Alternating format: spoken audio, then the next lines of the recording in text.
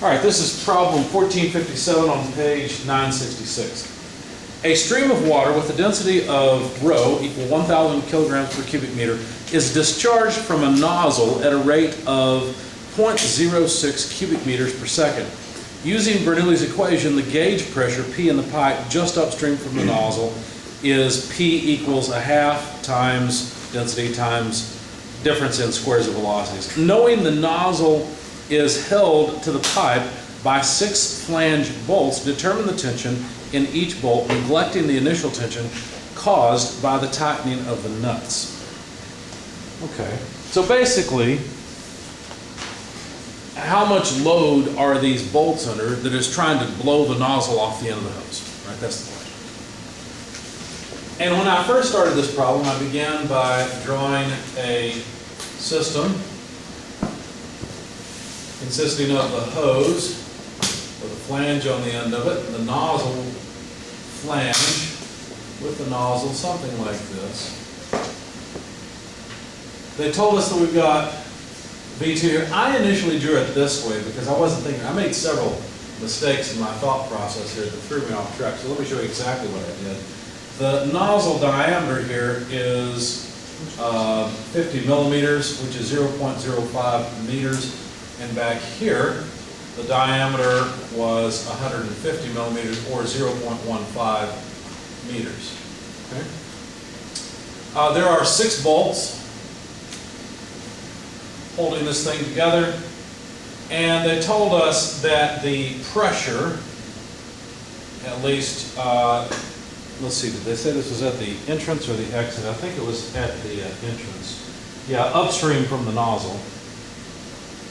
So back here, essentially, is equal to 1/2 times the density times the exit velocity squared minus the entering velocity squared. Now, of course, they told us also that the density of the water within the nozzle is 1,000 kilograms per cubic meter. Okay. So the first thing I did was I said, well, why don't we just figure out what the pressure is upstream? Okay. So to start that, I said, well, the mass flow rate coming in must be equal to the mass flow rate leaving, because however quickly water comes in here, it must leave there. Oh, by the way, they told us the volumetric flow rate, or was that something I calculated? Oh, they told us the volumetric flow rate, and I forgot to say that. The volumetric flow rate is just 0.06 cubic meters per second. And that's just the volume flow rate at the entrance or the exit, wherever you like. It doesn't really matter. Okay? It's the same throughout, because the density is constant throughout. So if the mass flow rates are equal, then what that means is the density at the entrance times the velocity at the entrance times the cross-sectional area at the entrance equals the density at the exit times the velocity at the exit times the cross-sectional area at the exit. Again, if the densities at the entering and leaving ports are the same, we can just cross that off in the equation. Now, obviously, the areas are not the same at the entrance and exit, and so there's a relationship between the velocities. Or we could say the volumetric flow rate, because volumetric flow rate is just velocity times area as well. Okay? And so what I decided to do was say, well, since I know the velocity or the volumetric flow rate, it's the same at 2 as it is at 1. I'll just call it V dot 2 so this makes sense. This would be equal to the velocity at state 2, or at the exit times the exit area. So the velocity at the exit would have to be the volumetric flow rate divided by the area. And I probably should have calculated the area at the beginning and end, but I calculated it over and over again. So I'll do that here as well. V dot 2 over, this would just be pi d2 squared divided by 4. So basically the 4 would go into the numerator. Okay? And so this is 4 times 0.06 cubic meters per second, all divided by pi and the diameter of the exit, 0.05 meters squared. When you plug that into your calculator, you'll find that the velocity at the exit, I'm just going to put it up here rather than write it because I want to get rid of this. It'll be in my way in a moment. So the velocity at the exit was about 30.5577 meters per second. Okay? Separate that out. That's the result from here. Okay? Now, I decided to invoke Bernoulli's equation because that's really what this is. However, Bernoulli's equation usually goes like this. It would be something like P2 over, and I always have to think, well, rho should be fine. It's not exactly Bernoulli's equation, but this will work. Usually Bernoulli's equation involves pressure over specific weight rather than density, but this is fine.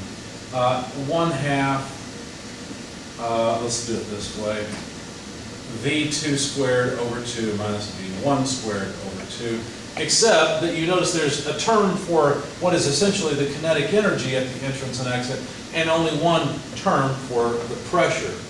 The pressure at, well, in fact, this was upstream, so this would be P1, not P2. Sorry. Okay. But in Bernoulli's equation, normally you've got a delta P, like a P1 minus P2 over rho, and we normally put it on the same side as the what's known as the elevation head. If I were to divide both all of this by G, now it is Bernoulli's equation because now we're talking about heights. If you look at the units of this term and this term and this term, they're all in terms of height. So it's called head. Okay. You can also have elevation head as well, but we don't know any difference in height between the entrance and exit, so Z1, Z2 just goes away. Okay? So normally you have something more like this, where now we do have in fact specific weight, because density times specific gravity is, or density times the acceleration of gravity is specific weight, gamma. And then we'd have just V1 squared minus V2 squared over 2G equals 0. And that's more like Bernoulli's equation. So what they're telling us by giving us this equation is, let's just use gauge pressure. In other words, let's just pretend that the pressure at this exit is 0. Now remember, my mind is still going the wrong way because I'm thinking this is not an exit. I'm thinking that yes, the fluid has accelerated, but it's still inside a pipe, and that's not actually the case. So I was thinking there was still pressure here, whereas once the fluid leaves the nozzle, the pressure is simply going to be atmospheric pressure. So that's one of the places where I began to go wrong. So what they're giving us with this equation is something where they're telling us you're supposed to use gauge pressure. And of course, eventually, we're going to have to do something with the free body diagram. So let's think about the nozzle as a free body diagram. Well, there's pressure in the backside here, P1. And if we think about it, it seems like there should be pressure here too, because at least there's atmospheric pressure. And ultimately, we've got to relate this to force. And so the force pushing on the nozzle, I know there's bolt force as well, pulling back on the nozzle, but without that, there's certainly going to be force at one from the pressure due to pressure times area. And over here, there's F2 equals P2, or atmospheric pressure, that's what that is, ATM, times area 2. So now we'd be using total pressure, and it seems like, well, wait a second, there's going to be a different amount of force. I mean, it doesn't seem like it makes sense, because these two pressures, we're going to get something different if we pretend they're gauge pressure or absolute pressure. So the solution to that, I realized, oh, wait a second, atmospheric pressure acts along the outside of the nozzle everywhere, and notice the pressure is always perpendicular to the surface, therefore there's some component of the pressure outside that essentially makes the entire area for the atmospheric pressure equal to the same area that this has. So that makes sense. So it doesn't matter if we use atmospheric pressure or total pressure. If you understand that, great. If you don't worry about it too much. You'll understand that better once we get to 220. So I realized, okay, I don't have to use absolute pressures here. Everything will be okay. I just need to use gauge pressure, because this is pressure above and beyond atmospheric, and everything will be fine. So I decided to go ahead and continue with the equation. So no problem. This is 1/2 times 1,000 kilograms per cubic meter. That's the density. V2 is 30.5577 meters per second. And we need to subtract off V1, but notice we haven't calculated V1 yet. Well, I've got one equation and two unknowns, P1 and V1. So what shall I do now? Where this is the velocity at the entrance. Well, that's easy. We'll go back up here. If we continue with what I would call a mass balance equation, maybe call this equation 1 so we can pull it down here and keep working, well then the velocity coming in must be the velocity exiting scaled by the ratio of the areas, or in other words, scaled by the ratio of the squares of the diameters, because the pi in 4 is going to go away. So d2 squared over d1 squared, right? if I had power before and power before, they would just cancel. Why bother routing them? So all I really need to do to calculate the velocity coming in is take the exiting velocity, which I know, 30.5577 meters per second, and scale it based on the ratio of the squares of the diameters. So D2 is actually over here, 0.05 meters squared over D1, which is 0.15 meters squared. The square meters will cancel, so why bother writing them? And we'll find then that the velocity entering is 3 point something. You can see it's going to be less than 30, right? Anyway, when you plug in the numbers to your calculator, you find that the velocity coming in is 3.39, and this is approximate, I had to round it off as well, 53 meters per second. Okay, so now we've got the entering and leaving velocities. Now this is no longer an unknown. We can plug in the value of whatever it is, 3.3, etc. in there, and calculate the pressure, at least the gauge pressure coming in. When I did that, I found that the gauge pressure, well, we should probably look at the units. We've got kilograms per cubic meter times meters per second. So what units do we have? Because it looks like we don't have anything that makes sense, right? The velocity is not supposed to be squared. The velocity is supposed to be squared. Yeah, so I made a mistake myself here. Fortunately, I didn't in my solution. I just forgot to look at the solution. So these should be squared, so we need that number squared. I just forgot from here to here. Okay, so actually our units are meters squared per second squared. That's a good thing, because a kilogram times one of the meters per second squared would be a newton, right? There's another meter left in the numerator, and there's a cubic meter in the denominator. Therefore, these are newtons per square meter. What's that better known as? What is a newton per meter squared? I don't know. Pascal. That's a Pascal. That's right. So these are pascals of pressure. Okay. So now we've got the pressure coming in. Let me just write it down. That is about 461,122 pascals. Don't worry, that's not a lot of pressure. You wouldn't survive under it, but we live under about 100,000 pascals of pressure. This is about 4 times atmospheric or something. Now, I don't really care about all of this anymore, so let's get rid of it. We don't really need it. That's not the focus of the problem. This is all just setup. This is just stuff that they weren't willing to give us that we had to figure out on our own. Okay? Now the problem is well set up because we have pressures, we have velocities, and now we can do the actual dynamic analysis. So here's where I also started to go off the rails. I finally realized, oh, wait a second, this is an exit, isn't it? And so the pressure has to drop to 0 over here, P2 is 0, because I actually went off and calculated the pressure at the exit, which is wrong because it's not inside of a pipe anymore. You could use, if it was inside of a pipe, you could calculate the pressure here from Bernoulli's equation. But since it exits the pipe, the pressure has to go to, well, atmospheric pressure or 0 gauge pressure. Okay. I've erased that part of my analysis because obviously it was wrong. And then I thought, well, wait a second, isn't this kind of like, think about a hemispherical, that's not much of a hemisphere, let me try again, maybe a little better drawing. Think about a hemispherical container, something that maybe holds a gas for traveling to outer space, okay? And just put a gas in there under pressure. By the way, that's the way that vessels are made that hold pressurized gases for space travel, just because the material you have to use is minimized, because the way the pressure organizes inside it, it means that you need minimum material. Anyway, I was thinking, well, if you knew the pressure inside of this hemisphere, couldn't you say, well, the bolts are basically, how are they doing? Well, they're pulling like this, right?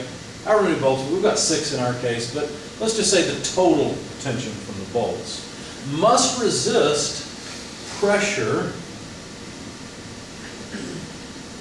from the gas.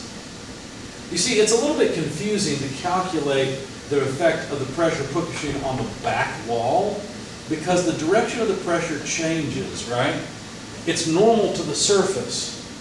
And it turns out, you use this analysis in bearing analysis and many other things, you can take the projected area and multiply it by pressure, and you get the exact same effect. Okay? So that's why I said, well, I don't really need all this. All I want is the cross-sectional area times pressure, and basically, this force due to the gas must balance what the bolts are doing. At least anything that's above and beyond the preload of the bolts, which was what we're trying to do. So I thought, well, why wouldn't I then think of this? And this is where I went down the wrong path. Why wouldn't I think about this section of pipe as just whatever the pressure is? So I'm thinking of this side. That's just P1. And the total tension in the bolts in a similar manner as this, right? What's the difference? Isn't it the pressure in the fluid that's trying to blow the pipe apart? And so I went ahead and calculated. I want to show you my results. I said, well, pressure times area equals 6 times T, where T is the tension in each individual bolt. It's just a sixth, basically. So each bolt carries a sixth of the load.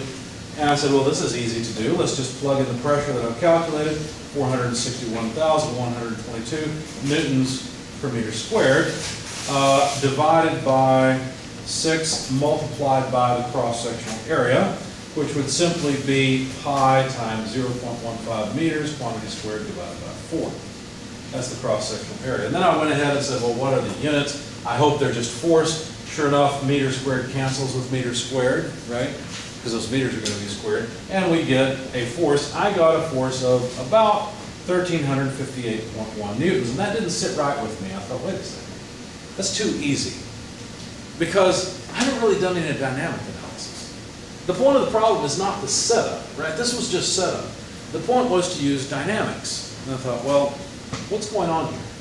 And I thought, well, you know what? This is really not a proper free body diagram. Let's imagine that instead of taking this section, I'm going to imagine another flange being over here to connect sections of pipe together, because at that flange, there should be pressure as well. And this pressure would be about the same, because in pipe, as water or gas or fluid flows through it, yes, there's a slight drop in pressure due to friction with the side walls, but it's negligible for what I'm doing here. I'm going to neglect that. And then there must be some bolts holding this together as well. And how much do you suppose that tension would be? Well, it would be the same, right? Because if this pressure is the same as this pressure, then the effect of the force, the total force on either side would be the same. And so whatever tension there is in the bolts here must be balanced by tension in the other bolts that I was thinking of. And then I realized something important. I thought, wait a second. The fluid, what's pushing on the fluid is independent from what's pushing on the pipe. These are two separate things. As a matter of fact, if we take this all the way back to the pump, so whatever pump is driving this thing, let's put a pump in here with a big outlet. There we go. Standard symbol for a pump with power coming in like that. Okay. Actually, well, in this class we usually use P for power, but I got P for pressure, so I'm going to leave it like that. So if you think about it, the pump is basically holding onto the pipe and pushing fluid through. If the fluid is simply open to atmosphere up here, well then, it's not really having to hold the pipe and pull it back from flowing off, is it? The fluid's simply going to flow out.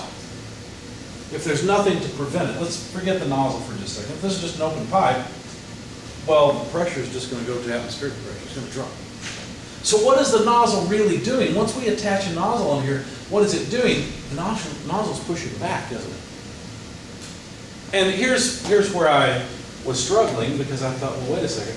Maybe I should take a free body diagram of the other side. Maybe I've chosen the wrong side. So let me show you how that free body diagram comes out. By the way, the force that we got, we don't need that anymore. I'm just going to note the pressure was 461,122 pascals. In fact, I think I'll leave it as newtons per square meter. Anyway, so I thought, well, I should take a free body diagram of the other side, and this is where my intuition kicked in, and I was very confused.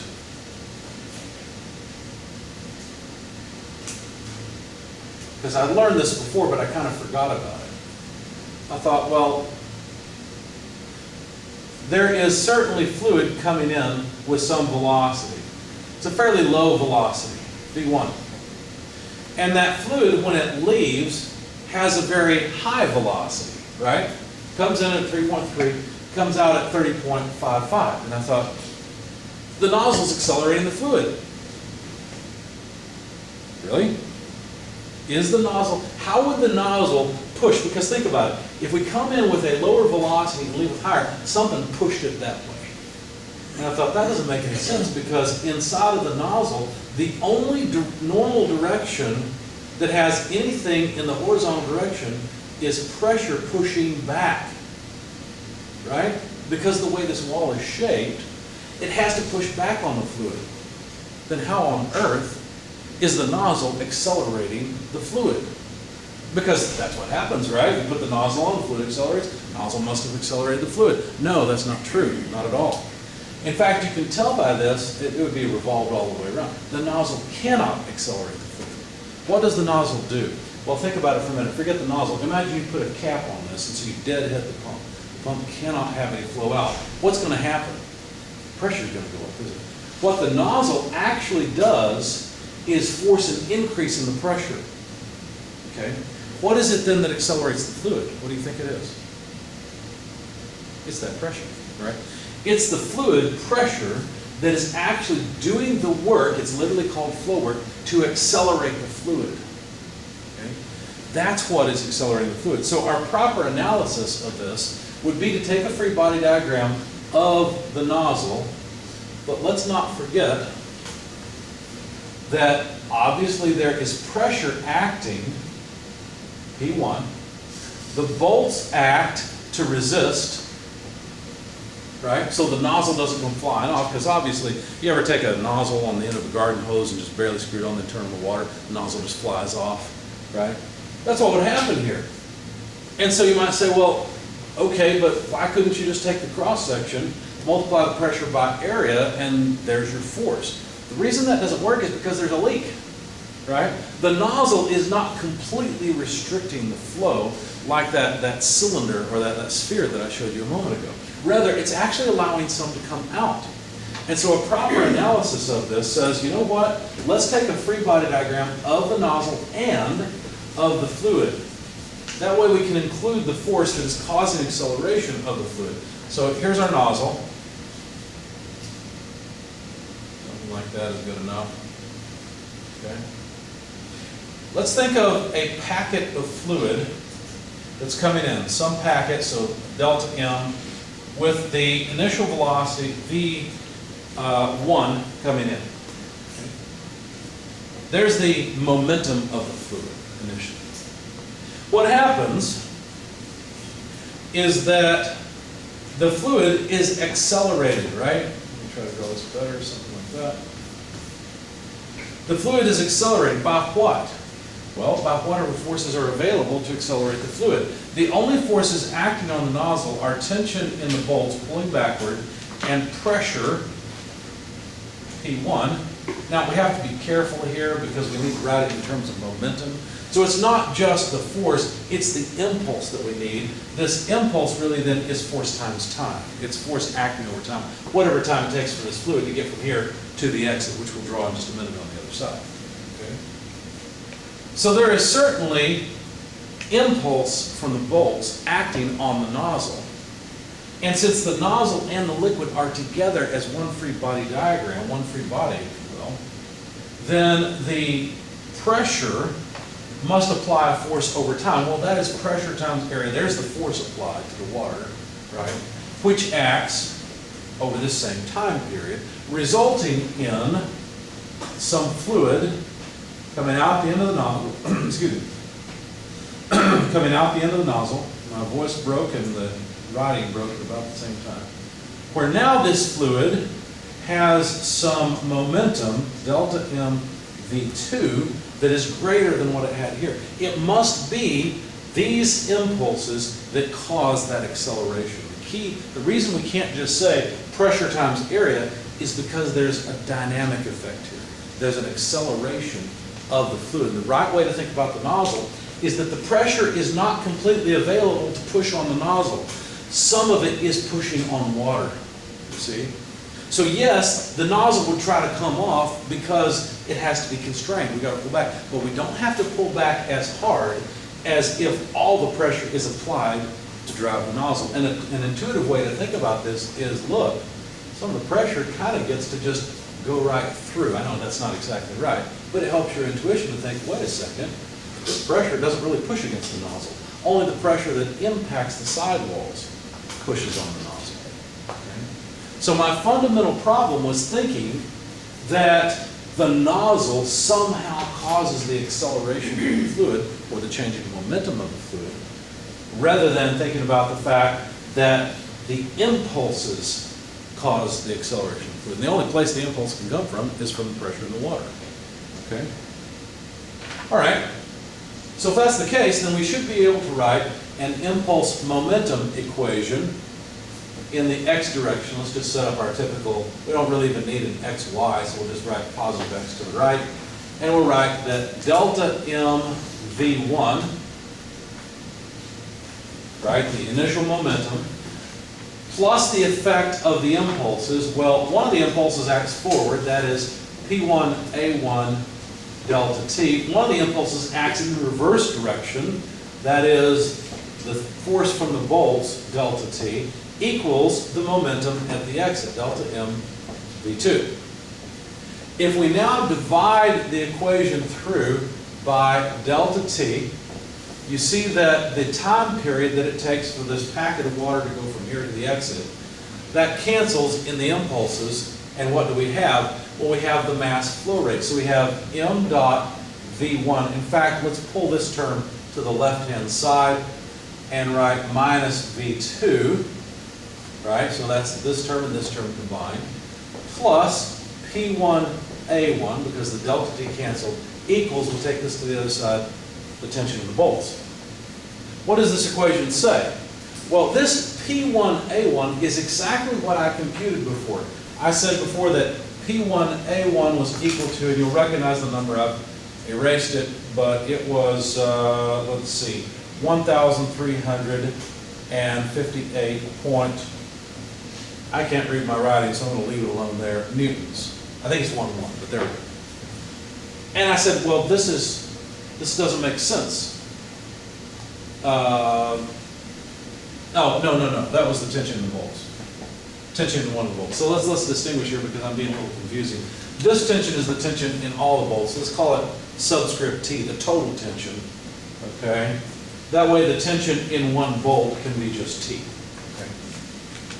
And that's not right. The bolts don't have to pull back that hard because some of the fluid can escape. Okay? So my intuition was finally satisfied when I realized that. I thought, okay, this does make sense. What is it? Well, notice that this is going to be a negative term. The tension in the bolts will be less than this because this is this essentially times 6, because we've got 6 bolts. But this acceleration of the fluid takes away from the force that's required. So the nozzle is not pushed as hard as it would be otherwise. As a matter of fact, we can plug in numbers now because we know the mass flow rate, or, well, we don't, but that's okay. It's just density times volumetric flow rate, which we know, V dot. We'll multiply by V1 minus V2 plus P1A1 equals the total tension of the bolts. Plug in the numbers, 1,000 kilograms per cubic meter multiplied by 0.06 cubic meters per second. Notice the cubic meters cancel. We get kilograms per second, which is a proper mass flow rate, times V1, which we know is small, 3.3953 minus V2, which is 30.5577. These are meters per second. I'm out of space on this line for the sake of the video, so let me move to the other line. We've taken care of this whole term. Plus P1A1. Well, P1, we can calculate it again if you like. 461,122 newtons per square meter multiplied by A1. Well, A1 is pi times 0.15 meters squared over 4. All right, so that's P1A1 equals the total tension in the bolts. Okay, so when I calculated that number, I got that the total bolt tension was about 6,518.95 newtons. Okay? And therefore the tension in one bolt was the total tension divided by 6, or in other words, about 1,086.5 newtons. So this is why I didn't record this problem before now, because I was thinking about this yesterday, trying to think, wait a second, I can't record something that I don't understand and I don't have the right answer, at least I'm pretty sure I don't, right? This is the right answer, I'm sure, because the analysis makes sense. I hope they've got this number in the book, I think they do. Does that match? Okay. I don't remember if they have even or odd. I didn't actually think to look up the number, but anyway, so do you see what's going on? Is your intuition satisfied now? Because when you first think about a nozzle, it's confusing because you think, how is it possible to put a nozzle on something and that nozzle accelerates the fluid? Well, it's not the nozzle that accelerates the fluid. It's the pressure created as a result of that nozzle that then can accelerate the fluid. Okay? Any questions about all this? Yeah. Why can't you use the annular area? Annular area. Okay, so for what? Are you talking about the annular area here? Yeah, I know it doesn't work, but why? Like if you use the gauge pressure and then calculated the annular area of the nozzle. Yeah, Why so, isn't that? yeah, I see what you're saying. Shouldn't that be essentially this? Right, it comes out too high, so I was just wondering why that is. I don't know, I have to think about it. I think it has to do with the fact that this is a little more complicated than that. That's what I think. But why couldn't you? Well, another thing I thought about along the way, I'll go ahead, maybe this will help you, because this was something else I thought about. A lot of times in these problems, you can think about it as an overall entrance to exit, or you can think about it kind of along the way. Let me show you what I mean. What I had was a entrance to exit solution, right? Where we look at the exiting nozzle. I shouldn't have erased it, but oh well, I needed the space. And at this point we realized, well, now the water has some other momentum, right? But you don't have to think about it that way. You can think about, well, wait a second, what happens in the nozzle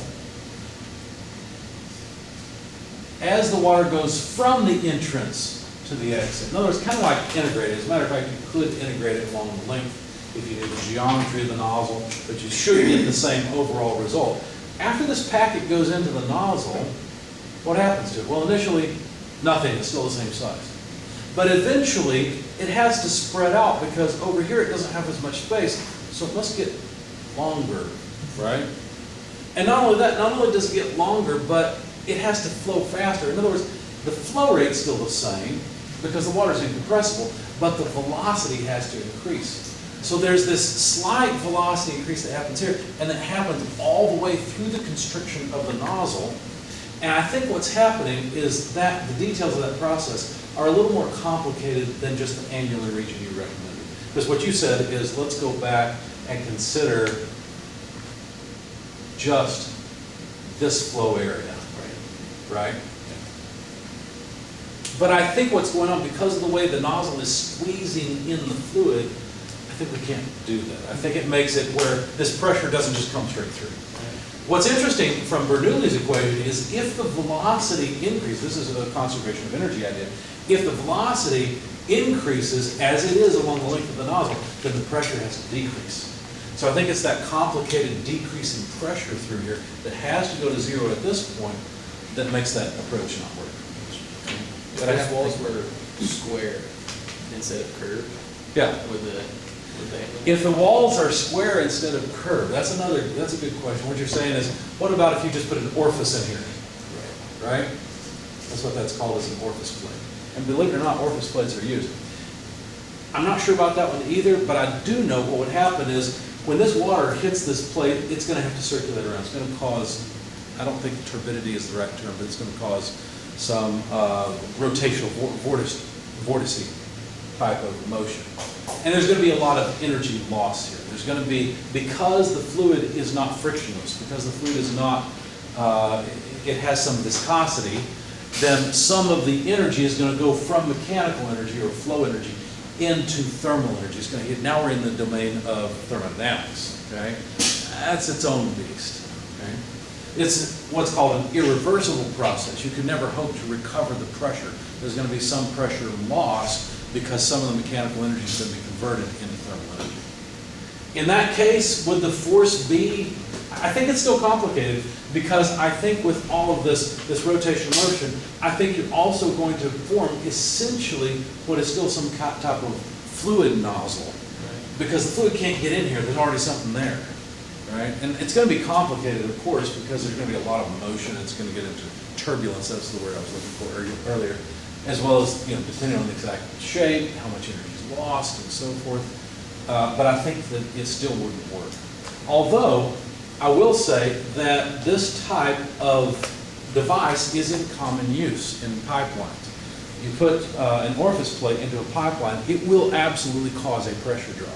And if you measure the pressure drop across the orifice, you can actually relate that to the volumetric flow rate. Calculate the volume. In fact, there's meters that just measure the pressure from 2 tabs. Take the difference in the pressure, and I think you take the square root if I remember right, because the velocity is squared. So the square root of the pressure drop is proportional to the volumetric flow rate. And that's one way to measure volume. It's kind of like saying, you know what, to make my speedometer work, I'm going to put my foot on the brake really hard and press the gas really hard. That's kind of what it's like. It's not the best way to measure it, but in some processes it's good enough. That's a good question. I don't know that I answered it adequately. I'm not sure that I know the answer adequately. Anything else? All right.